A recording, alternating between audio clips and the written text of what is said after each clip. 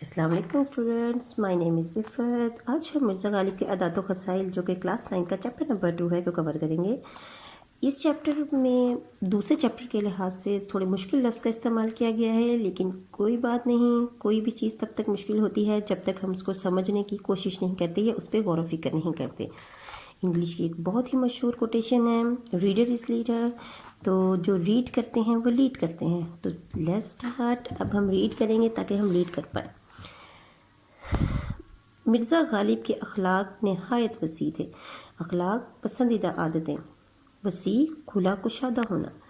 वो हर शख्स से जो उनसे मिलने जाता था वो बहुत कुशादा पेशानी, कुशादा कहते हैं जी खुले को, पेशानी कहते हैं माथे को। तो कुशादा पेशानी खुली पेशानी नहीं होगी, बल्कि सेंटेंस के लिहाज से ये ऐसे बनेगा कि फ़राग दिली के साथ।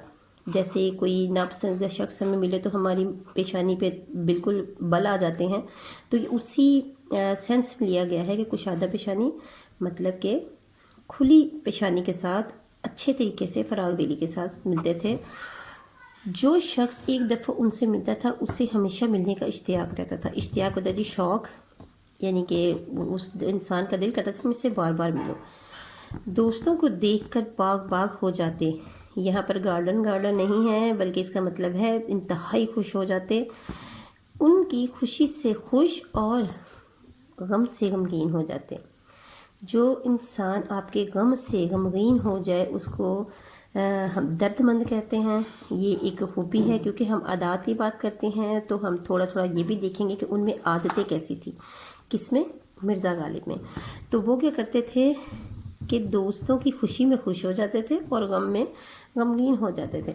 इसलिए उनके दोस्त हर मज़हब, दीन, धर्म, हर चीज़ इसमें कवर होगी, जितने भी मज़ाहिब हैं। मिलत का मतलब होता है जी ग्रोह, कौम, ज़ात। हर मज़हब और मिलत के ना सिर्फ दिल्ली जी एक शहर का नाम है, इंडिया के, भारत के एक शहर का नाम है, बल्कि तमाम हिंदुस्तान में बेशुमार थे। जो खतूत उन्होंने अपने दोस्तों को लिखे हैं उनसे एक एक हरफ से मोहर मोहब्बत, यानी मोहब्बत की मोहर, गमख्वारी होती है जी कि उनके गम में गमगीन होने वाला। यगानियत होता है जी कि एक जैसा एक होना, यानी कि उनको एहसास दिलाना कि मैं तुम्हारे गम का बराबर का शरीक हूँ। टपकी पड़ती थी, यानी भरी पड़ी थी। हर एक ख़त का जवाब लिखना अपने ज़ुम्मे एन फ़र्ज़ आइन समझते थे। फ़र्ज़ आइन होता है जी अपने ऊपर किया हुआ फ़र्ज़, मतलब कि अपने आप को ये बताना कि ये मेरा फ़र्ज़ है, यानी अपने ऊपर ज़ाती फ़र्ज़ के ज़मरे में आ जाती है चीज़। उनका बहुत सा वक्त दोस्तों को जवाब लिखने में सर्फ होता था। बीमारी और तकलीफ़ की हालत में भी वो खतूत के जवाब लिखने से बाज ना आते थे। वो दोस्तों की फरमाइशों से कभी तंग दिल न होते थे। फरमाइशों जी, जो भी उनके दोस्त उनके साथ जो बताते थे कि हमें ये करना है, वो करना है, ये चाहिए, वो उनसे कभी भी तंग ना होते थे, कभी भी चिढ़ते नहीं थे, कभी भी उनसे लड़ाई नहीं करते थे, बल्कि वो कुशादा पेशानी के साथ उनसे मिलते थे। गज़लों की इस्लाह होती है जी दुरुस्तगी, यानी कि अगर कोई शायर गलत लफ्ज़ लिख देता था तो वो, या शेर या मिसरा गलत लिख देता था तो वो उसकी दुरुस्तगी फरमाते, और के सिवा और तरह तरह की फरमाइशें और उनके बाज़ खालिस व मुखलिस दोस्त करते थे। खालिस जी जिसमें कोई मिलावट ना हो, और मुखलिस जी के जिसका मुखलिस ऐसा दोस्त जिसके खुलूस पे शक न किया जा सके, वो उनकी तकमील करते थे। लोग उनको अक्सर बेयरिंग ख़त लिखते थे। बेयरिंग होता है जी वो ख़त जिसका महसूल ना अदा किया गया हो। महसूल का मतलब कि ऐसा ख़त, उर्फ़ आम में मैं आपको आराम से बताऊं, अगर इजी वर्ड में बताऊं तो ऐसा ख़त जिस पे टिकट ना लगी हो। ایسے ہوتا تھا پہلے، اب تو خط کا سسٹم ختم ہو گیا ہے، پہلے ایسے ہوتا تھا کہ کوئی خط لکھتا تھا تو وہ حکومت پاکستان سے ٹکٹ خرید کر اس کے اوپر چپکاتا تھا، تو وہ ڈاک خانے جاتا تھا، تو وہ خط آگے کنورٹ ہو جاتا تھا۔ لیکن یہاں پر کیا ہے جی کہ وہ خط اگر ٹکٹ نہیں ہوتی تھی اس کے اوپر تو وہ خط آگے نہیں بھیجا جاتا تھا بلکہ وہیں پر روک لیا جاتا تھا۔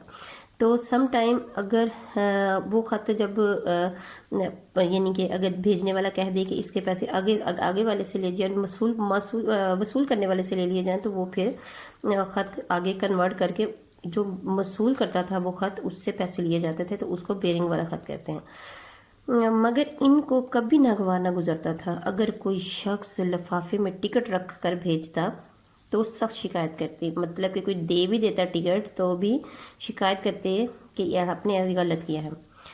مروت، فیاضی، دریا دلی، لحاظ کا مطلب ہوتا ہے جی کہ یہ بھی مروت اور یعنی کہ فیاضی دریا دلی میں ہی آئے گا۔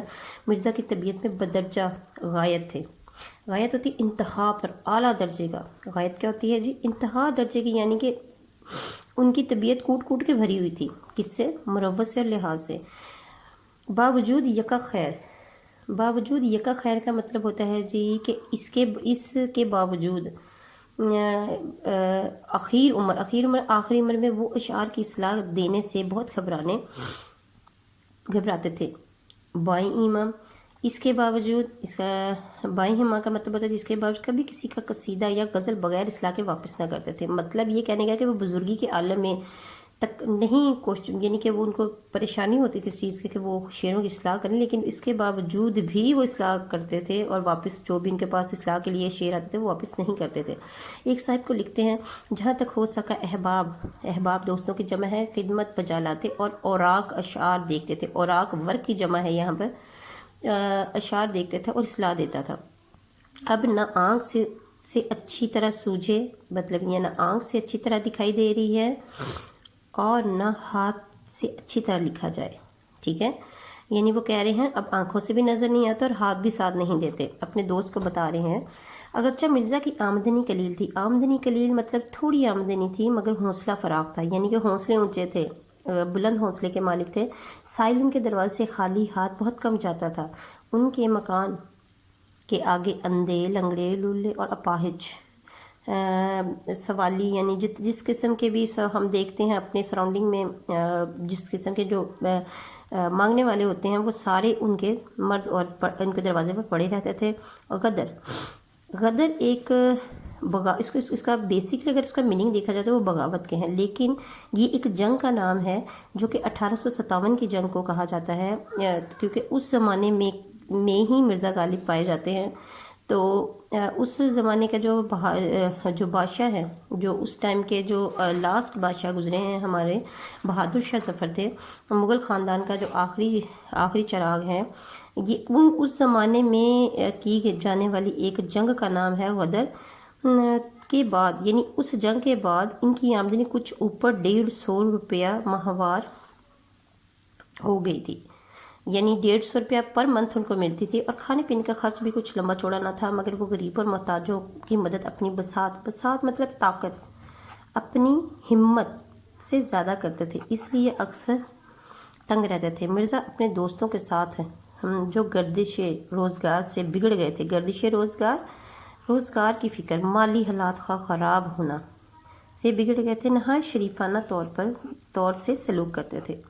دلی کے عمائد ہوتا ہے جی شہر کے معززین، یعنی کہ معززین امیر ہونا ضروری نہیں ہے، لیکن اس میں معزز ہونا، جس کی عزت ہو، جس کے خاندان کی عزت ہو، اس کا ذکر ہے یہاں پر۔ میں سے ایک صاحب جو مرزا کے دلی دوست تھے اور 1857 کے بعد ان کی حالت سکیم ہو گئی، خراب ہو گئی۔ ایک روز چھینٹ کا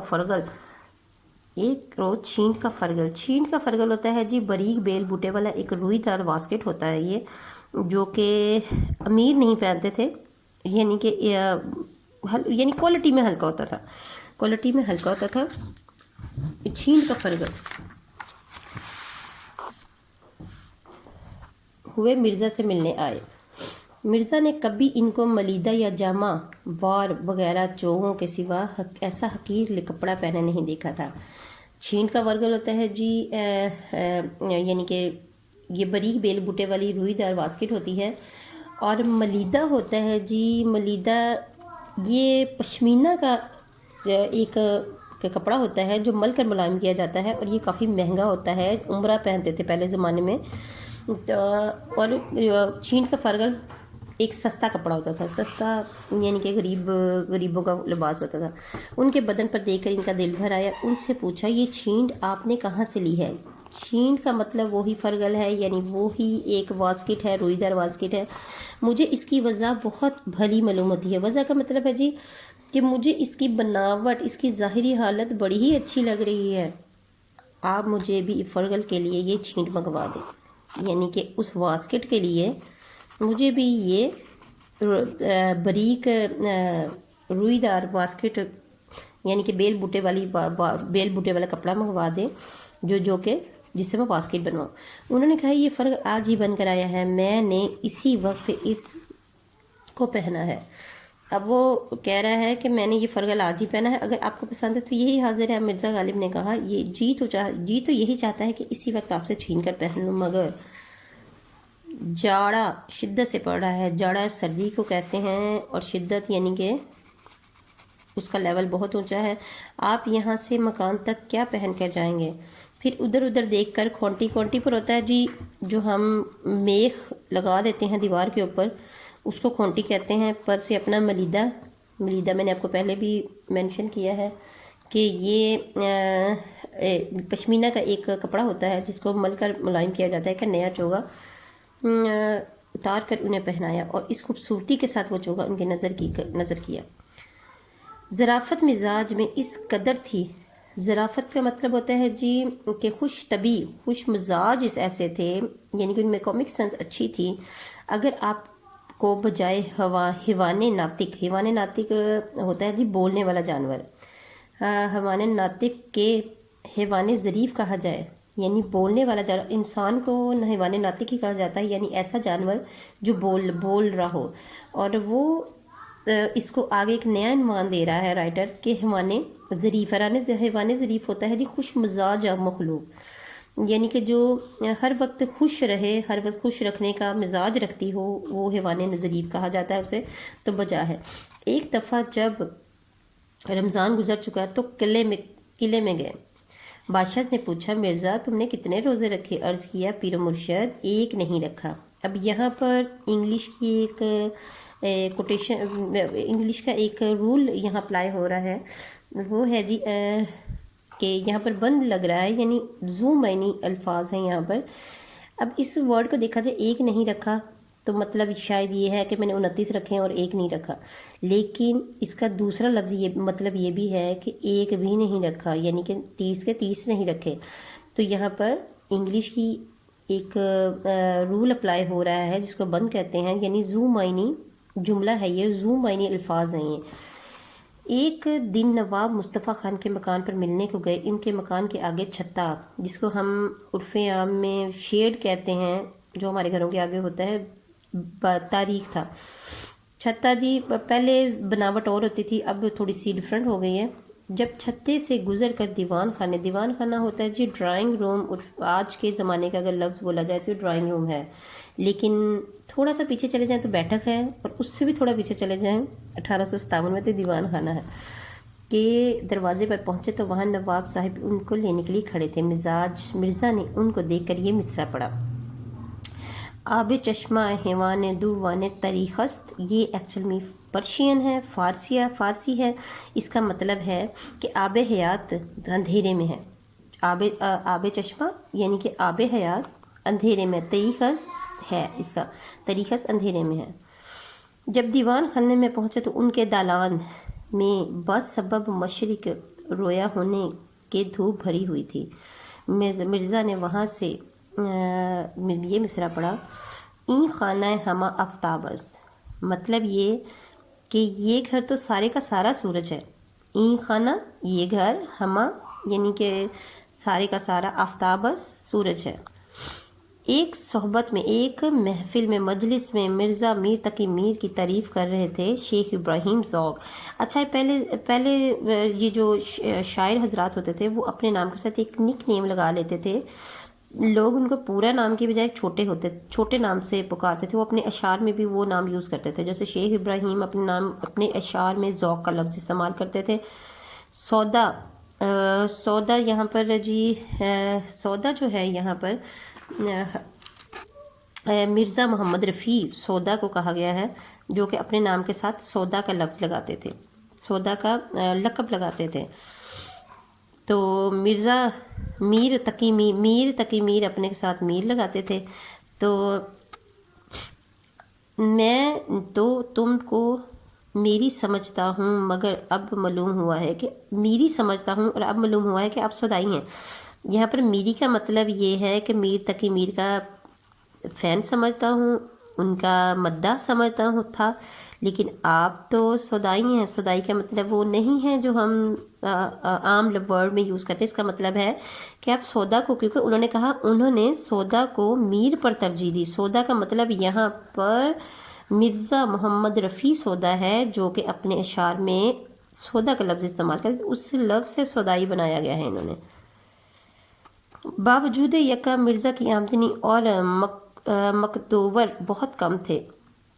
مقدور ہوتا ہے جی طاقت، ہمت بہت کم تھی، مقدور بہت کم تھا، مگر خودداری اور حافظ وضع کو کبھی ہاتھ سے نہ جانے دیتے تھے۔ شہر کے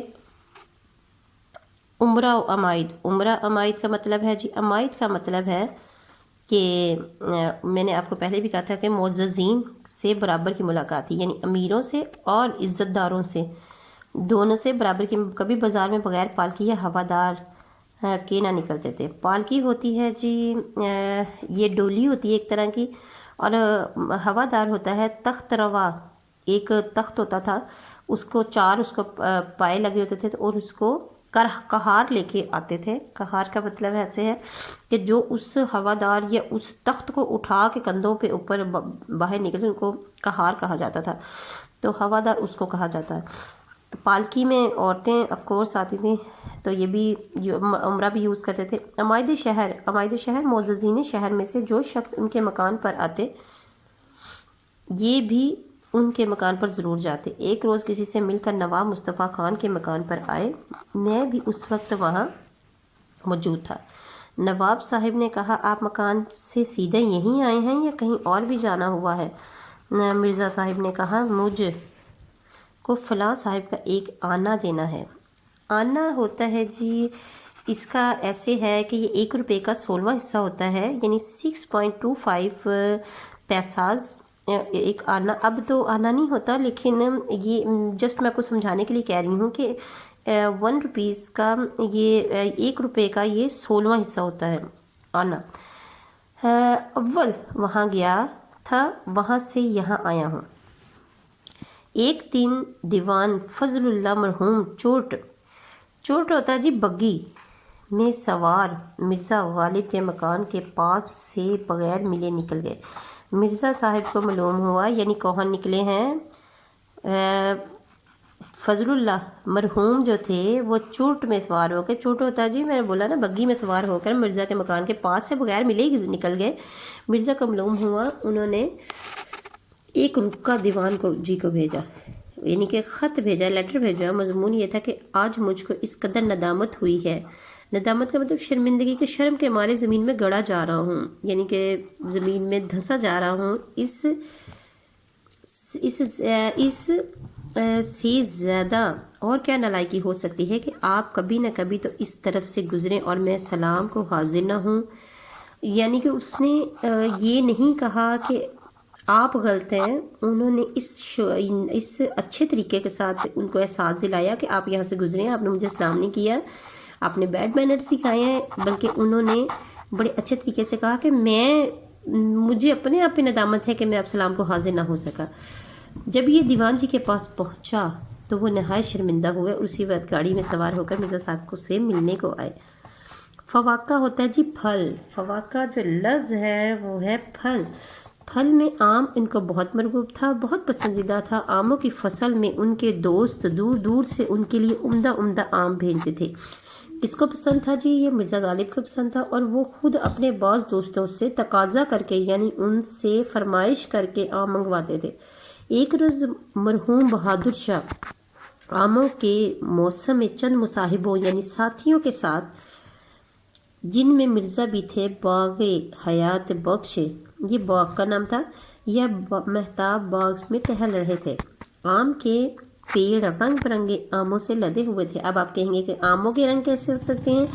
تو جو پروسیس ہوتا ہے آم کا، یعنی کہ پہلے وہ یعنی آف کورس وہ بھی ایک پروسیس سے گزرتا ہے، تو پہلے وہ گرین کلر کا ہوتا ہے، green and yellow mix up colour ہوتے ہیں، پھر اس کے بعد at the end of the time وہ ٹوٹلی یلو ہو جاتا ہے۔ تو وہ جو رنگ ہیں وہ یہاں پر رنگ برنگے ان کو کہا گیا، یہ نہیں کہ نیلے پیلے آم ہو گئے، نو۔ آگے ہے جی، یہاں کا آم بادشاہ یا سلاطین یا بیگمات کے سوا کسی کو میسر نہ آتا تھا۔ مرزا بار بار آموں کی طرف دیکھتے تھے۔ بادشاہ نے پوچھا، مرزا اس قدر غور سے کیا دیکھتے ہیں؟ مرزا نے ہاتھ باندھ کر عرض کیا، اس کو دیکھتا ہوں کہ کسی دانے پر میرا اور میرے باپ دادا کا نام بھی لکھا ہوا ہے یا نہیں۔ یعنی باپ دادا کا نام لکھنے کا مطلب ہے کوئی میرے مقدر میں بھی ہے کہ نہیں، میری قسمت کا بھی ہے کہ نہیں۔ بادشاہ مسکرائے۔ اسی روز ایک بہنکی ہوتی ہے جی، یہ ایک لکڑی ہوتی ہے، جیسے میں آپ کو سمجھا پاؤں اگر تو یہ ایسی لکڑی ہوتی ہے، اس کے ادھر بھی سامان بندھا ہوتا تھا، ادھر بھی سامان بندھا ہوتا تھا، اور یہاں پر ایک آدمی اس کو کندھے پر رکھ کے سوار ہوتا تھا، تو اس کو بہنکی کہتے تھے۔ عمدہ عمدہ آموں کی مرزا کو بھجوائی۔ مرزا کی نیت آموں سے اسی طرح سیر نہ ہوتی تھی۔ اہل شہر تحفتاً بھیجتے تھے، خود بازار سے منگواتے تھے، باہر سے دور دور کا آم بطور سوغات لے کر آتے تھے، مگر حضرت کا جی نہیں بھرتا تھا۔ نواب مصطفیٰ خان مرحوم نقل ہوتا جی بیان کرنے والا، نقل کرنے والا تھے، اور ایک صحبت میں یعنی ایک محفل میں مولانا فضل حق اور دیگر احباب موجود تھے۔ آم کی نسبت ہر ایک شخص اپنی اپنی رائے بیان کر رہا تھا، اس میں کیا کیا خوبیاں ہونی چاہیے۔ جب سب لوگ اپنی اپنی رائے کہہ چکے تو مولانا فضل حق نے مرزا سے کہا، تم بھی اپنی رائے بیان کرو۔ مرزا نے کہا، بھائی میرے نزدیک تو آم میں صرف 2 خوبیاں باتیں ہونی چاہیے، میٹھا ہو اور بہت ہو۔ سب حاضرین ہنس پڑے۔ اللہ حافظ۔